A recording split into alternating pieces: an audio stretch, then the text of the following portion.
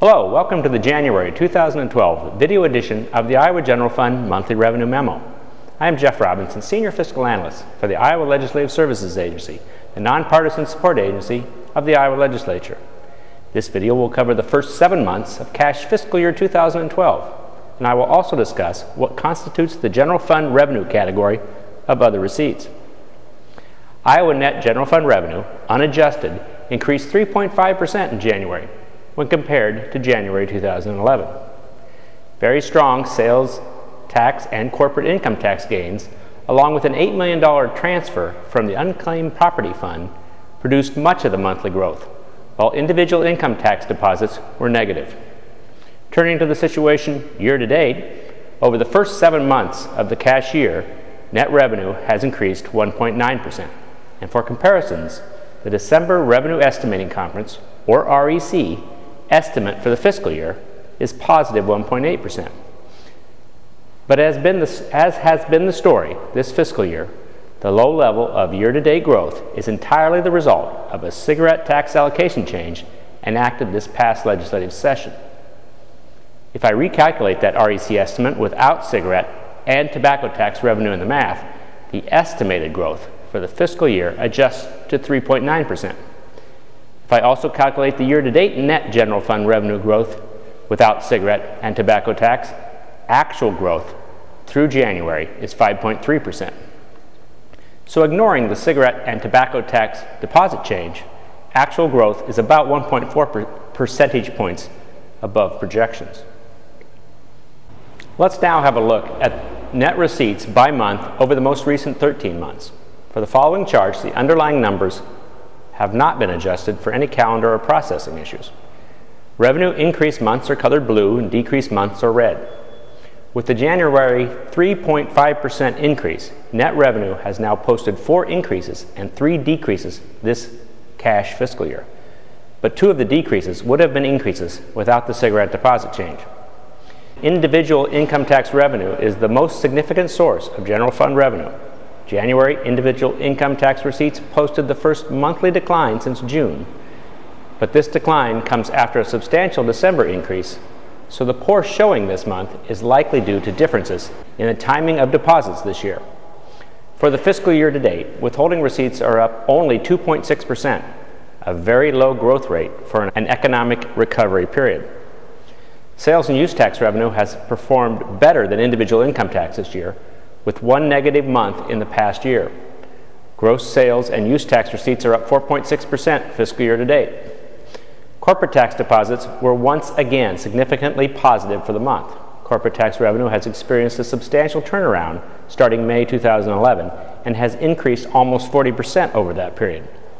From May through January, net general fund revenue has increased $216 million, and gross corporate tax revenue alone has contributed 50% of that growth. Other receipts are non-tax revenue that by law is deposited to the state general fund. Other receipts total about $340 million on an annual basis. January other receipts were unusually high due to a transfer from the unclaimed property fund. In December, other receipts were up significantly compared to the previous December due to a delayed deposit of November 2011 liquor profits. In fiscal year 2011, other receipts represented 5.8% of net general fund revenue. The category of other receipts includes several broad categories of non-tax revenue, with judicial fines and fees and liquor revenue representing the biggest pieces of the other receipts pie. This pie chart presents the 2011 breakdown of other receipts.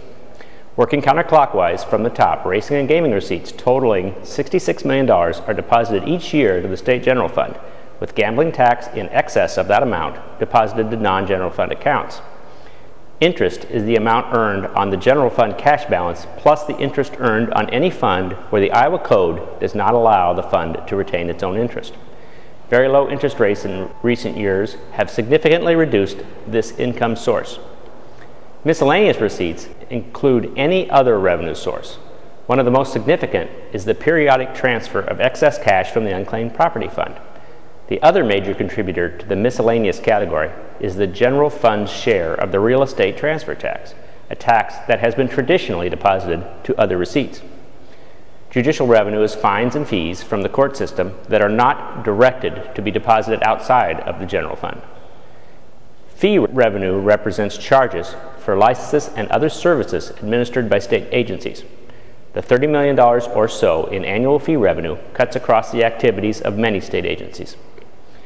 Liquor profits are transfers from the state's liquor control fund, and the revenue represents the profit the state achieves from its wholesale liquor business. Institutional payments represent the deposit of reimbursements related to the operation of Iowa institutions such as Independence and Clarinda, and the deposited money represents service cost reimbursement through federal and local government repayments. This next chart shows the 12-month moving total of other receipts deposited to the state general fund since 1994. Over the years, the annual total for other receipts has generally ranged from $300 million to $400 million. This final chart shows the percent of total net general fund receipts that was the result of other receipt deposits over the same 18-year period. Over those years, other receipts have declined in importance to the general fund. To summarize, January 2012 produced good general fund revenue growth, and that growth comes after a record December. This indicates that while some of the December growth was just early deposits of revenue, the December growth was not entirely an accounting illusion. Cash year-to-date revenue, adjusted for the cigarette tax deposit change, is running about 1.4 percentage points above projections. Over the past 9 months, corporate tax revenue has produced 1/2 of the revenue growth. On the downside, individual income tax withholding is very low historically, and it continues to underperform the rest of the revenue stream. I appreciate your interest in Iowa General Fund revenue. Goodbye, and I hope you check out the next monthly video memo in early March.